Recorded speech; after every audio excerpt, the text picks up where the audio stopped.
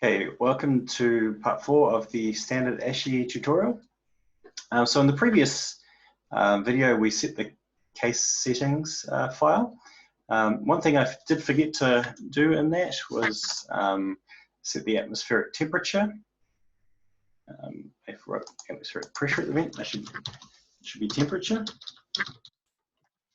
Okay, so what I might do just really quickly is go back into case settings, so gedit case settings.h, and just find that atmospheric temperature. Okay, so for the barotropic case, we have to set this atmospheric temperature at the vent in degrees Kelvin, so 273 degrees Kelvin. Okay, well, we can set this to whatever we like. Maybe I'll set it to 293 degrees Kelvin. Only need to do this in the barotropic atmosphere case. In the meteor case, we'll set that differently, okay? So I'm going to save that now and close that. Okay. Right, so the next part thing that we need to do is set the atmospheric profile. So if, like we have chosen this case, we choose barotropic as the atmosphere, then the atmosphere is actually set automatically using the values of pressure at the vent, which we set in set.py, this file here, and using the temperature at the vent, the atmospheric temperature at the vent that we set in case settings.h that we just set. Okay, so in the barotropic case, we've actually done all we need to do for the atmosphere. We can choose a piecewise linear barotropic atmosphere if we wanted to. But actually, I feel like if we were going to do this, we may as well just use the meteor case. So I think in a future video, we may use this meteor case. And well, the nice thing about that is that if we choose meteor, there's a little bit more work, but we can actually include a lot more things. We can put the elevation above the vent, and at these elevations add the pressure, the temperature, the humidity, and the wind speed in the X and the Y axis. So I think we'll do that in a future video, and it does give us a bit more control over our simulation using Meteor. The barotropic is okay for our test simulations and does simplify things a lot. Okay. So now we're moving on to the thermodynamic properties. Okay, so what we want to do is we're currently in this folder, print working directory. We're currently in folder 0. Okay, I might just widen this a little bit. Currently in folder 0. If I have a look what's in this folder, ls, another folder that I have that I might want to go into is called the constant folder. So this holds all the information about the things that are constant throughout a simulation. I'm just going to go into that constant folder. And inside this folder, using ls, you can see I've got a few things. I've got atmospheric properties, which we don't need to touch in this case because we're using barotropic. We've got something else we don't need to touch. G for gravity, we don't need to touch. That's automatically set. Meteor, well, we're using barotropic, so we don't need to look at that at the moment. Turbo, this is for the turbulence schemes, which again, I don't think we need to touch in this case. But thermo, we do need to have a look at. So I'm going to have a look at this file, thermo. Okay. So within this thermo file, this is where we can set different properties for the different species. Okay. So if we scroll down here, some things we don't have to change. So here we have an inert species called air. So this is probably always going to be just air because we're not assuming we have anything else in our atmosphere. Species here, you'll notice we have 4. So we have air, we have the water vapor H2O, we have the coarse or the large particles, and we have the fine or the small particles. So again, in this very simple standard ASHEE case, we're not going to have to change any of this. In the future, if we add more species, for example, if we wanted a carbon dioxide or something, or some other gas, we would have to add that in here. Or if we wanted different particle sizes, we would have to also add that in here. Okay, but for the standard ASHEE, we don't have to change anything. Okay, so now for each of our species, air, water, coarse particles, and fine particles, we have to set these parameters here. Okay, so Ra is the specific gas constant. This is going to be taken out of that set.py file that we already filled out, so we don't have to worry about that here. Similarly for the CV, the specific heat capacity at constant volume, we don't have to touch that here because it's just taken from the other file that we already set. The viscosity of air, though, we do have to enter, so probably these values are pretty standard. So the viscosity of air goes in here. Mu of A is some, well, and mu of T. These are both some constants from this viscosity, Southern viscosity model. And so again, for air and water, these are probably going to be okay. PR is the Prandtl number for the gas phase. So again, you probably don't need to change that, but we can calculate that for our specific case if we need to. H rho and ds, so for the gas phases, air and water, H rho has to be 0, ds has to be 0. Why? Because H rho is the density of the solid phase, ds is the representative particle diameter of the solid phase, okay? So these things are going to be used in drag calculations effectively. So for any gas phase, H rho and ds have to be 0. So air, these are 0. Water vapor basically, these are 0, okay? When we come down to the coarse phases, however, so these are the coarse and the fine phase, these are the solid phases here. Again, we're still modeling them as continuum fields, but they represent our solid phase. R has to be 0. These 4 parameters, the 3 mu parameters, and the Prandtl number have to be 0.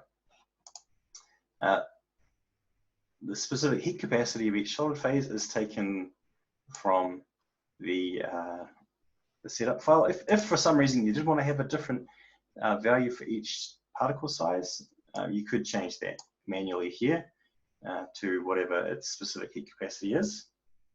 So you could change that manually here if you wanted to. But the things that really otherwise need to be set are H rho and ds. So sorry, H rho is actually set from that set.py file we entered earlier. So this is the density of the solid phase. This is taken directly from the set.py file we set earlier. ds is the representative particle size. So this is where we're changing what our effective particle size is. So to model these particles as continuum, we really have to make sure that these are less than 1 millimeter. So at the moment, our coarse is exactly 1 millimeter. So our particle size, particle diameter for our coarse particles is 1 millimeter. And at the moment, our fine particles are a lot smaller than that. Okay, so I'm just going to leave these as they are, but we could change these if we want. And of course, later on, we can add different particle sizes for the continuum solid phases. So I'm going to save and exit that. I don't think I actually changed anything. Just for the case of this example, we're just going to leave them as they are. Okay, so number 6 was fairly straightforward. Number 7, okay, so 7 is where we can actually start to change our runtime, for example. So what I'm going to do here is I'm going to go back. I don't want to be in this constant folder anymore, so I'm going to go back by 1 folder. So if I type cd ... then I move from this folder 0 constant back to folder 0. So again, if I look what's in folder 0, the next one I want to go into is to system. So I'm going to cd into the system folder. And if I look what is in here, I've got a lot of different things I can look at.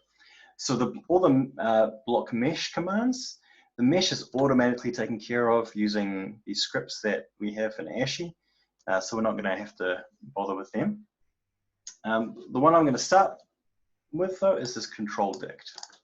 The control dictionary. I'm going to open that one. Okay. So there are a lot of things we're not going to be wanting to change here. The application is always going to be ASHEE, start from latest time. So you can, in some cases, stop a simulation, an ASHEE simulation, halfway through, for example.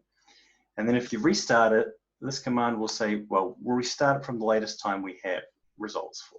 So that way, if for some reason you have to stop halfway and then restart, you don't lose what you've already done. You just carry on from where you were, which is quite nice, actually. Stop at end time. Okay, end time, this is where we define how long we want our simulation to be in seconds, okay? So at the moment, this is 2000 seconds, which is not a very long time. So maybe, but of course, the longer this time is, the longer it's going to take the simulation to run. But for now, I'm just gonna look at, let's say, 1 hour's worth of simulation, so 3600. Delta T.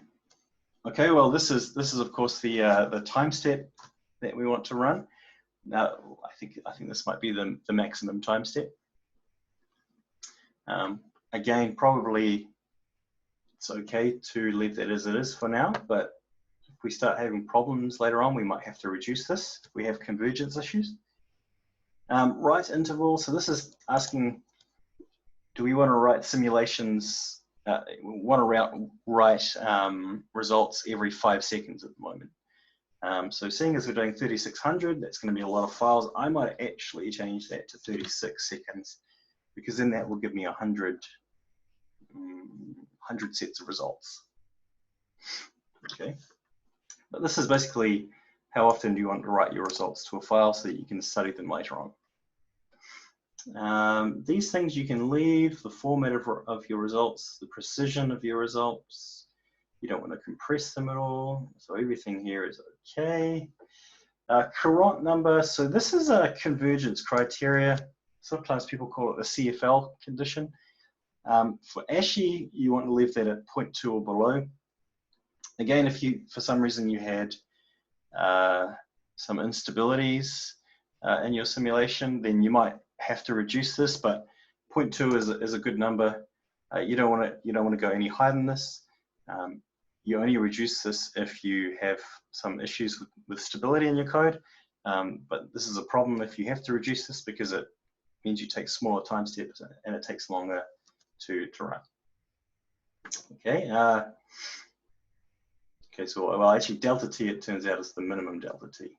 So this is the minimum time step to ensure that you don't take some ridiculously large number of time steps and take forever. Max execution time. So if this is how long in real time we can allow the simulation to run for. So if you set this to 3600, your computer would only run this for 1 hour. So well, maybe I want to set the max for myself to be 10 hours. So that's 10 hours. So I don't want my computer to run this for more than 10 hours. So this max execution time is real Earth time. This end time up here is simulation time. So I'm doing an hour of the volcanic eruption. So this is like a simulation time. This is just where the boundary conditions are stored, so we can leave that as is. These functions here, so these functions, well, this is basically what we want to output. So again, ASHEE has the ability to place probes in the domain, which will monitor some parameters over time. But in fact, you can actually do that from the post-processing. So I'm going to get rid of that. You have these cutting planes, so you can study, let's say, basically take a knife and slice the domain in half and just look like right in that middle slice. These can be useful, so I'm just going to leave everything else on for now. I don't think we really need everything here anyway. So, but for now, I'm just going to save what I have and close that one.